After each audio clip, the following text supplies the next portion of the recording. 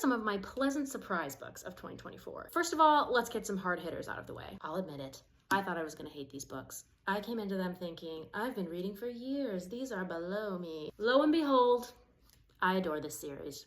Biggest surprise of the year. Another pleasant surprise this year was the Wolf Den trilogy. This is a historical fiction trilogy about women that work in a brothel in ancient Pompeii. Great characters, great love story, great history. The setting really came alive. This was a huge surprise and one of my favorite things I read this year, actually. My last book I read of the year was a total surprise, and that was Empire of Shadows. Historical romance meets fantasy, feminist archaeologist who goes to Central America and tries to figure out where this ancient artifact comes from, starts to fall in love with the guy she hires to escort her through the woods. Really fun, nerdy time. I had a ball with this one. Moving into the rom-com category, anytime I love a rom-com, it's always a surprise because I never really have that high of expectations. Starting with Bride. Okay, the tension was so good.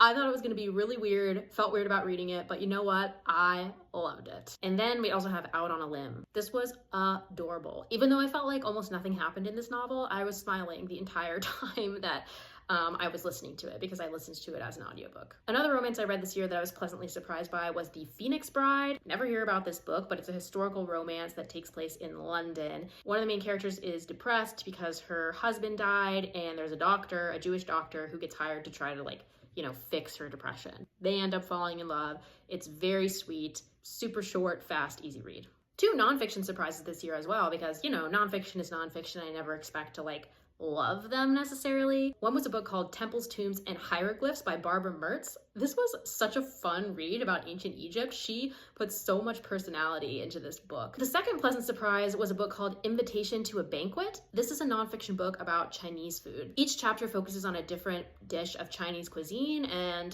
the author just kind of gives the history of it and the place that it has in the culture. This was fascinating.